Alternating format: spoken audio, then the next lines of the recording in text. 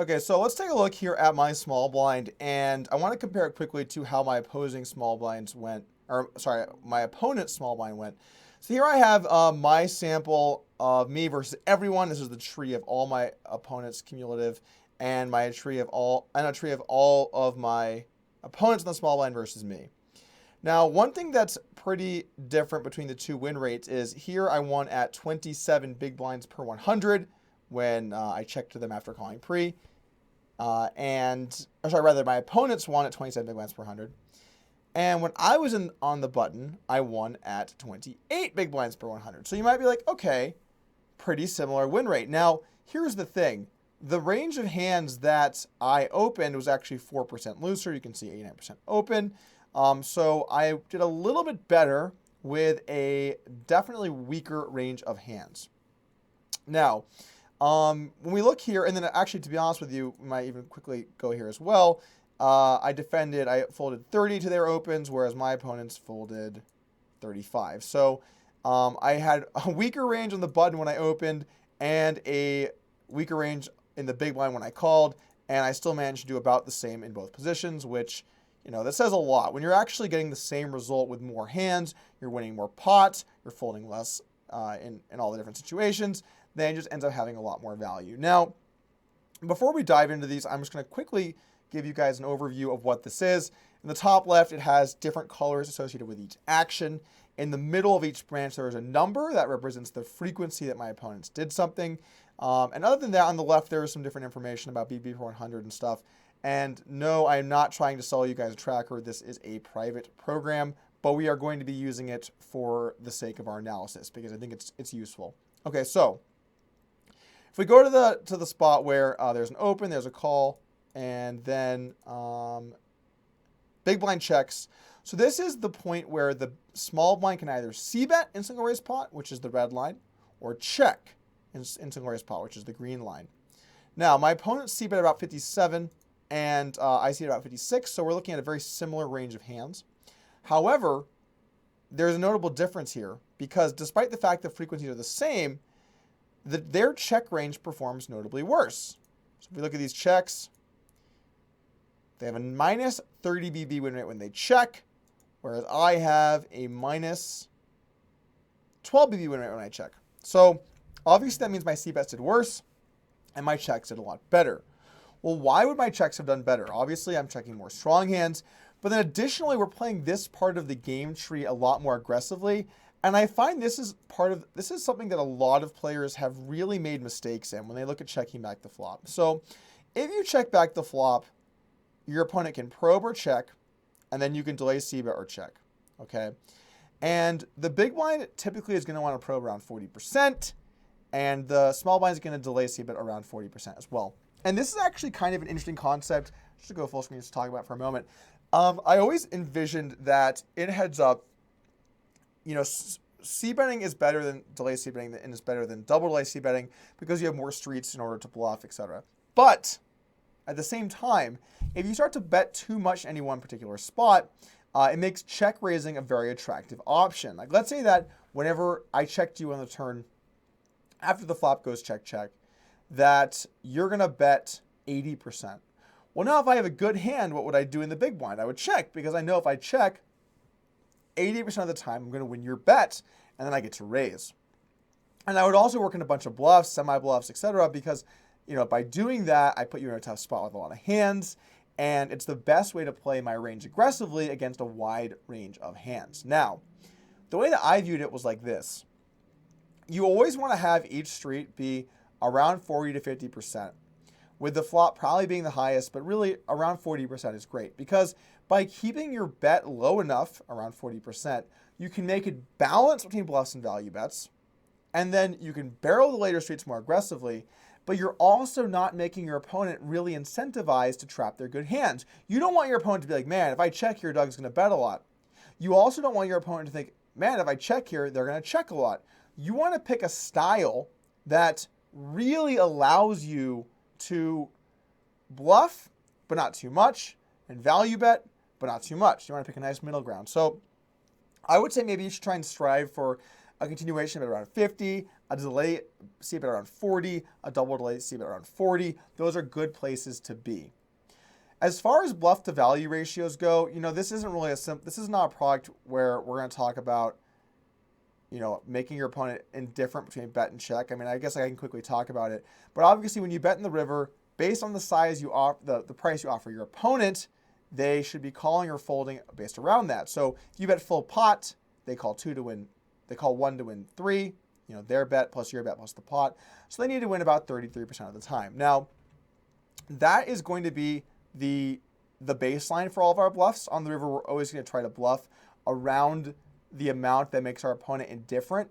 And we're going to make small tweaks and adjustments based on the game tree. We are not just getting into the game tree and like, all right, he folds a lot here, all the bluffs there. We're going to proportionally do it. We're going to make sure we mix up our bluffs. That's really the biggest thing here in the small blind. When you're in the small blind, you have a lot of weapons. You can check back, you can bet, turn, bet, river, you can check back, you can bet and give up, you can check back twice and bet, you can bet, check, bet, you can bet, bet, check. You have a lot of options. You have a lot of different ways to bluff. And what you're doing is you're thinking like, okay, so there's 6 ways to bluff here in the small blind. And actually, let's just go quickly to a notepad just so I can talk about it. You have the following bluff lines. You can go bet, check, check, bet, check, bet, bet, bet, check, bet, bet, bet. Actually, you have more than that. Check, bet, bet, check, check, bet. Okay. So some people are like, holy shit, Doug, what are we typing right now? These are all the different ways to bluff. Okay? C-bet, then give up. C-bet, check back, turn, and bet river. Bet, flop, bet, turn, check river. Bet 3 times. Check back, flop, bet, turn, give up river. Check back, flop, bet, turn, bet river. Check back twice, bet river. Okay? These are all of your possible ways to bluff in the small blind. You should be using all of them. You should use this sum, this sum, this sum, this sum. And you shouldn't be using any one of these way more than other ones. You should be using them all around the same amount because by the time you're done with the hand, you'll have a balanced range. Now, if we break these down even a little bit more into, C-bet lines, delay lines, double delay lines, and you want to think about the breakdown of these in percentage, it'd be something like this. If I tried to give you percentage of hands that bet, let's actually put this guy in a different category as well. So here, if you C-bet the flop, half of the hands that bet the flop are going to bet the turn, and half of the hands that bet the flop and the turn are going to bet the river. Okay, it's a third of each range. So by the time you get to the river, let's just say you had 100 combos of value and you want to have 50 combos of bluffs, you can actually have 150 combos of bluffs on the first street. So by using all of these lines and giving some up, you get to bluff the most possible. Here you get to bluff as well with some of these hands that decide to check flop. You pick some bluffs here. If you check back, again, you're going to have the same amount of bluffs here as you're going to here. You want to space those bluffs out across everything. You're going to put your bluffs all over the place. And don't worry, I'm going to walk you through individual hands, but I want you to be able to visualize that. Now let's look at the percentages. So when we open and we check back, I guess let's just go to the whole tree. So when we bet here on the flop 56, call, check. We bet turn 56, call, check, bet river 60. The value in these ranges is similar. It's the value bets from the flop that are not too thin by the river to continue betting. And then it's the draws that have gotten there that you can now value bet. So while these frequencies are all similar, the portion that is value has increased. By the river, this 60%, when called, I should be winning about 2/3 of the time or so. Now, when we look at this line over on this side of the tree, check back, they check. I bet 37. So that's my delay C-bet, 37%. Now, I barreled the river 65, but the 35 I'm checking, those are mainly just bluffs I'm giving up. A few value bets that are too thin, but mainly just bluffs. Now, my opponent, if they want to float wide versus the turn bet, it's kind of tough for them to do that because if they do float too wide there, I can bet a lot on the river, and I'm mainly betting, and they're going to have to fold. And what you can see about these lines is that they ended up being very profitable. They ended up folding 54 to the turn delay C-bet and 53 to the follow-up. So these were very, very profitable bluff lines. I think I was the first person to really be aggressively going through these delay lines. Now, they're not as good as C-betting the flop because your opponent now has this opportunity to probe, this 39. And when you probe, you see this 44% fold. This is the hands I check back and fold turn. A lot of those folds are just air that I was looking to bluff on the turn or looking to bluff on the river. And we'll get into very specifically what kinds of hands those should be. We'll look at some examples. We'll look at hand-by-hand analysis of that.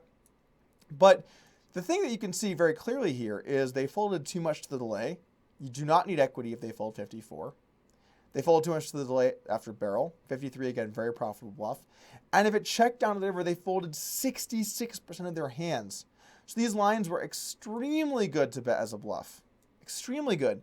The thing is, against continuation bets, most players are much more equipped to deal with that. They know they have to fight the continuation bet. So they folded 44 to the flop bet. You know, that's probably around where it should be. Maybe a little bit high, but around where it should be. They folded 39 to the turn bet. They folded 49 to the river bet. And of course, as we discussed before, when a fold is as high as 49, or a fold's at 49, when I'm bluffing, it's actually more like 40. So what I noticed out of the gate was these check lines were not being played correctly. People were just folding way too much all over the place. You need to generally keep your fold around 40 or less to deny non-equity bluffs. Now, let's go over to how I played in these spots. And we're going to look more at that in the future. But for the time being, we're just going to look at how these are supposed to be played. So I folded 50% to delay, which is actually probably, now I'm looking at this, I feel like I folded too much. But I folded 50% to delay and 52% to barrel after delay. Maybe there's large sizes or I felt people were under bluffing. But generally speaking, these spots have not been bluffed enough by the player pool for a long time. And I'm actually kind of surprised my folds are so high here, which is weird to me. I wonder why that is. Anyway, apparently I folded too much. You live, you learn. But this part of the game tree is not being utilized enough. They were only delay c-betting 34% and only double delay c-betting 33% compared to their 57% flop c-bet. So I think that in check back spots, you're going to have to pound these spots. We're going to look to really move those bluffs around, c-bet and give up, two barrels and give up, go three streets, bet check bet, delay and barrel, just delay give up, and double delay. And we're going to figure out how to work all of those bluffs into our strategy. Now, we're going to talk about some c-betting stuff, some verse raise stuff, but in general, those lines, because they're less frequent, they're not as important. I generally try to make sure my coaching is most geared around, what lines are taken the most often, because I think that's where the most value is. Like, frankly, the most valuable part of this video or this product is the preflop section, because you can get very good at preflop, and that happens every hand. So that's clearly the most valuable. But again, we're going to hit all these common spots. We're going to go through. We're going to talk about bet check bet. We're going to talk about all these different kinds of lines, and we're going to talk about like how much stuff works. Like for basically forever, bet check bet has been a great line. C bet, check back turn, bet river, 59% fold. And that's like basically always a good spot to bluff. But we're going to figure out how to work in all these bluffs. And let's go ahead and let's move into some specific board textures. Let's kick it off with looking at some more dry board textures.